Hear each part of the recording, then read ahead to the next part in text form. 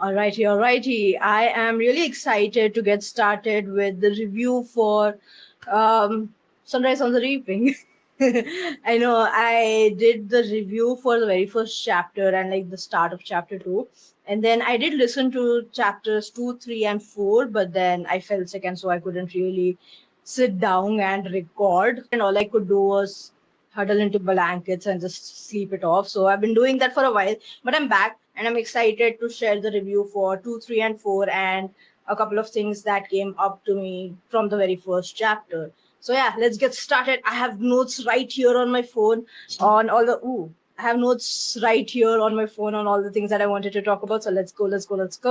The very first thing from chapter 1 that I did want to talk about that but I kind of forgot was the pants that Hamish was wearing, which had property of the capital written on it and right on his backside. And when I was listening to it, I did burst out laughing. But then, as I thought about it a bit more, it kind of felt like right off the bat, Susan Collins was telling us, "Hey, listen, you are all kind of property of the capital. Like everyone is being manipulated, is being used in the games. It's not just the Hunger Games, but the games in general. Everyone is a property. And I know it's kind of on the nose, right? But also at the same time, it's not that big of a revelation. But I absolutely loved it as I thought about it a bit more. Like the implication of it all. Like it's not just the Hunger Games and people being used in the games, but also just in general every single person is a piece that is being moved around, and that was really powerful for me just as a reflection point. So yeah, I absolutely love that. Awesome. Let's get into chapters 2, 3, and 4 and what thoughts I had around it. Right off the bat, I know Plutarch, he is such a necessary evil, right? Like he is the kind of character which you kind of hate, but you also know that he was important in moving the pieces, moving the revolution forward. But he was being such a bitch, and I was like, oh my god, like I know he's trying to give extra time to Hamish and his family. I know he kind of saved Lenora from being killed. I don't know what her whole storyline is going to be because as we see in the Hunger Games and the trilogy that happens, we don't really see Lenora Dove being mentioned anywhere. So I think her character has a very bleak kind of a future, but at least Plutarch saved her from being killed off right off the bat. So I mean, I did like that for him, but also he was like, I hated him for how many times he kept making them repeat just so that he could get more shots of Hamish and his family and how they were being reaped and just shots of them crying. It absolutely broke my heart and I wanted to punch him for it. But yeah, I know he's a necessary evil. I know we kind of get to like him in the future, but yeah, at that point in time, I was like, oh my god, why are you like this? I also liked Hamish's ma saying yes for them to kind of, take those extra shots just so that she could hold him because Hamish was not reaped, right? He wasn't reaped, he wasn't a part of the games until he became a part of the games. So Hamish's ma saying yes just so that she could hold him, just so that they could get that goodbye was both sad and powerful.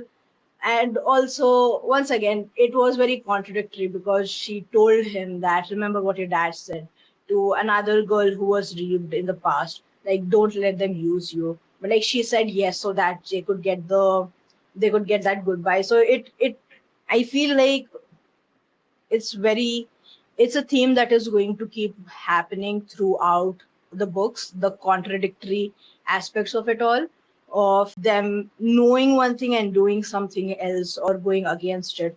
So yeah, I'm really excited to see how it all opens up as the games come closer to Hamish and his team. And I'm also, oh my gosh, I'm so sad because I know that Hamish is going to be the victor. So we kind of know the fate of everyone who is going to be reaped, right? Like all the other people who were reaped, it's not going to be the tributes are not going to have a happy life. I know it's going to really crush me when we say goodbye to Luella, right? Oh my gosh. Luella, right. I think it's going to be really sad when we see Luella die. So that's going to be really heartbreaking as well. I'm not really excited to see, but also I'm just like curious how it will all unfold because we are kind of getting attached to a few of them as we get to learn a bit more of their backstory. I love that Sid gave the gumdrops to Lenora and he wasn't like feeling angry about the situation. Like, to be honest, I personally would be really pissed off. Like, I know it wasn't Lenora's fault that it all happened the way it happened, but I would honestly still be just a tad bit pissed off with it all. Like, I wouldn't be that understanding right off the bat. But I kind of like that for their characters. I'm not that great a person. I think I would just be like, I don't want to talk to you, I don't want to interact with you. But Sid being like, yeah, I'll give the gumdrops to Lenora. Like him being that understanding person at such a young age is really powerful. And it also kind of shows a bit of that innocence not being brushed aside or brushed off. So I absolutely love that. Haymitch's goodbye to Sid, oh, that broke my heart. Haymitch's goodbye to Sid, and especially when he was like, oh, you know what, you're going to be a man of the house, that shattered a bit of my heart, to be completely honest. And then him regretting it later in the train, like, oh, I shouldn't have said that to him, was, it was very heavy. I think it really, really broke my heart. So I'm really scared going forward how everything is going to unfold, because if we are having those heart wrenching moments right now, I don't know what the future looks like. So, yeah, him being like, oh, I should have fixed the thingy that was giving them water and all. Like, I should have fixed that, but I didn't get a chance to. Him being like, all the things that I could have done, but I couldn't really do it. It was really sad. Drusilla, oh my gosh, this woman, I said it in the first review, I'm saying it again. I did not like her. I do not like her. She's so annoying. Like, for all the drama she did, and for them not leaving even an hour later after they were all on the train, like for all the drama she did, it was really annoying. Like, she could have given the tributes that extra time to interact with the family. Like, she was just pissed off with everyone. She was like, I need to step away from all of this, the dirt, if you will. As a capital woman, I do not like her. I do not like her. I do not see a character development happening for her where I'm going to be like, so she just has some good in her. Like, I know Plutarch was like, she is going to be, because you guys don't have any mentors, she is going to be the person who is going to potentially help you secure more sponsors. You need to treat her right, but then, yeah, I don't find myself doing that. I hate her. I do not like her. Lenora's goodbye. Ooh, Lenora's final goodbye, like her saying goodbye from the trains, from the window, like Hamish and them seeing, and her kind of showing the gumdrops that said give to her. It was very, it touched me. It kind of broke my heart. Didn't really shatter my heart as much as the Hamish and the be the man of the house kind of moment did, but it was kind of sad. Like, yeah, they kind of knew that they couldn't really do anything about it at that point in time. It was out of their hands, it was out of their fates. But I was glad that she wasn't killed off as soon as Plutarch left. Like, she wasn't like just killed off behind the screens kind of a thing. Like, she did get to survive that point. So yeah, I like that. Hopefully, I know she's not gonna survive because she's not there in the future books and the movies. But yeah, let's see. Yeah, I also had, like, there were some good parallels between how rushed the goodbyes were between everyone as a tribute right now, and the parallel that we have in Catching Fire. Like, they do not get to say goodbye in Catching Fire as well, which is once again just this, it's almost like the capital taking away the power to show the littlest bit of human decency if tributes are quote unquote fighting back to now, or like in the past. Hamish and his family, and all the other tributes, Wyatt, Maisley, and Luella not getting that goodbye, that rushed goodbye, because Drusilla was pissed off because of the quote unquote revolution that happened, and them snatching away that bit of human decency just for them to wait for an hour extra on the train. It's it's heartbreaking, I would say. There are so many parallels. I really made a note of all of them. Especially, we kind of see it's very similar, right? Like Katniss, as a tribute, she's saying goodbye to her mom and her younger sibling.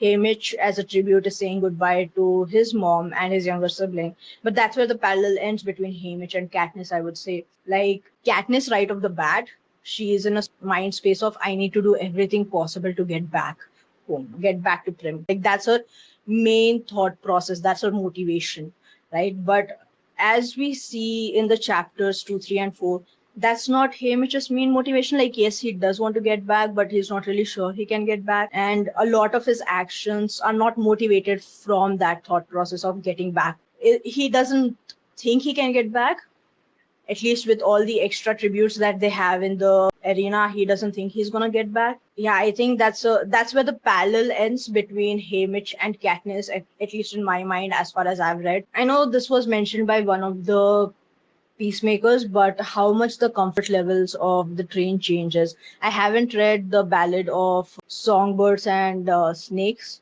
Oh, I hope I'm saying that right. But yeah, I haven't read the story of Lucy Gray. I have watched the movie, but I haven't read the story yet. But we see how bad the train was. Like, they were just shoved into those cattle carts kind of a system, like just shoved in there to be carted off to the capital.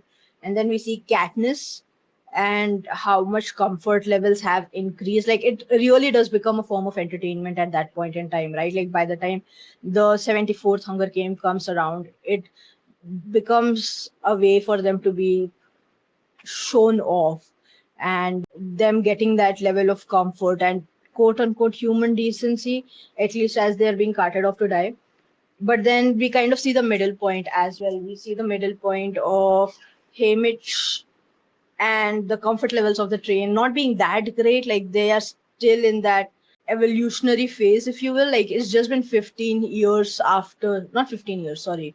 It's just been of it's been a lot of years since Lucy Gray's scenario happened. And yes, the train situation and the comfort levels in the train have changed, but not changed as much as possible, as much as we see, at least with Katniss. So it's weird. And one of the peacekeepers does say that, like, you should be grateful for the level of comfort you're getting. And yeah, I don't know. It's kind of weird. It's kind of extremely it's weird. I have a lot of thoughts around that, about how the peacekeepers are interacting with people in here. So yeah, I'm gonna leave it at that because I'll spiral otherwise. So yeah, Maisley and Drusilla's fight is so good. Like, it's not good per se, but it's also like you kind of see Maisley is not gonna sit down and be like, yeah, do whatever you wanna do, kind of a thing. She's gonna fight back, and Drusilla fights back as well. I hated that Drusilla was like, I hope you win because you don't know what awaits for you after that. And it being a foreshadowing of what we hear happens to the tributes after they become victors, especially with Phoenix scenario. And it's not just Phoenix, right? Like, it's a lot of other people. After they become victors, they are often sold off for favors in the capital. And it just broke my heart. And it just broke my heart that Drusilla, like, once again, I do not see her becoming someone that we are like excited to interact with or see in the future, because she knows what's happening. She knows that these are literally kids, 13, 14-year-old kids, and she doesn't mind being like, I hope you win, just so that you realize what awaits after that. When Maisley is like, I hope I win so that you are going to be nothing, I'm going to at least be a victim, but you're going to be nothing. And her response was, it's like, why are you fighting with a teenager? You're over 60 years old, like, why are you fighting and beefing with a teenager and getting into physically assaulting her at that point in time? It's really weird. I do not like her. I don't think I'll end up liking her in the future as well. Story behind the Mockingjay pin. Oh my gosh, I loved the story behind the Mockingjay pin. Or I did not really like the story behind the Mockingjay pin. Like, Maisley getting the other pin. Uh, I forget which pin she gets, but she loses it, and her sister getting the Mockingjay pin. But then she has kind of kept it away because she does not really like it. And how we see that pin traveling from her to Katniss and eventually becoming a symbol of revolution. I think that was a fun Easter egg, if you will. So I like that. The cake, how Plutarch kind of brings this cake, and like, I once again, Plutarch, he is good, but he's also manipulative and evil. Like, he's doing pretty much everything he's doing is to get more stuff on the camera.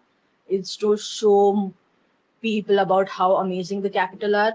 And I know, like, there are parallels. I know he might be doing something behind the scenes, but yeah, it's It's going to be exciting to see how much he's in that space where he wants to do something important for the tributes and how it evolves. So yeah, like he kind of, he makes sure that like after the whole Measly and Luella scenario happens where they're like, can you at least get us plates? Can you at least get us spoons and forks and all of these things? And Plutarch says, yes, let's do that. Let's make sure that, they have all of these things so that we are not treating them as animals.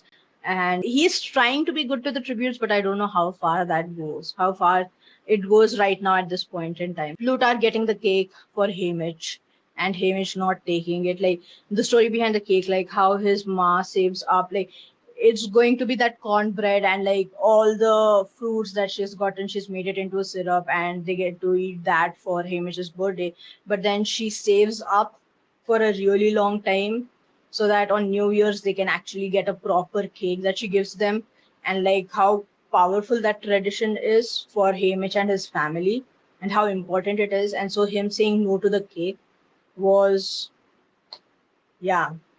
Once again, this is where my thoughts come in, right? Like, I think if it was Katniss, she would have, at least in the start, at least in the first games. Oh, my camera died. Give me 1 second. Like, Hamish catches the manipulation right off the bat, and we see Wyatt using the coin and flipping around the coin, and it's his way of signaling that the games have started. Like it's not the arena where we have to be careful. Like the games have already begun, and Hamish catches that manipulation of Plutarch right off the bat, and the thoughts that his dad said that don't let them use you, which is very similar to Peter being like, I don't want them to use me. I don't want to become a pawn in their games, which we hear from Peter right before the games start on the night. I think Katniss would have said yes to the manipulation, even if she would have caught it. She would have been like, yeah, I'm going to survive whatever I can get, I will get it. Whereas Hamish was like, no, I don't want to. I don't want to like interact or engage with this. I think it's really powerful because as I was listening to the story, I was like, okay, if it was me, what would I do? Like, if it was me in Hamish's scenario, or if it was me in Katniss's scenario, even if I got the manipulation, I would have probably still said yes. I would have played along just to get that extra sponsors, just to get get anything I can possibly get to ensure that I survive the games. And I think as I was thinking about it and reflecting about it, it kind of also struck me that a lot of people do the same thing. Like a lot of people allow themselves to be manipulated, even if they catch it, because they want to survive. And that's what the capital preys on as well. Like the capital is ensuring that, yeah, you can be smart about it, but you can't really do anything about it because at the end of the day, you're human and your will to survive is higher than your will to revolt or your will to change the things that are happening right now. Your will to survive is higher. So you will probably go along with whatever we say. And that's how they've kept them in control. And so as I was placing myself in the scenario, it was like a very, I don't know how this can go. Like, if it was me, I would do everything possible to get back to my family, even if it was to be allowed to be manipulated, at least in the starting of the games, right? Like, at least if it was my first quote unquote first games, I would allow myself to be manipulated. But then Hamish is stronger than me. I think Hamish's family by default is much stronger than me because Hamish was like, no, you know what? I don't want to engage with this. I don't want to interact with this. It's going to be not exciting.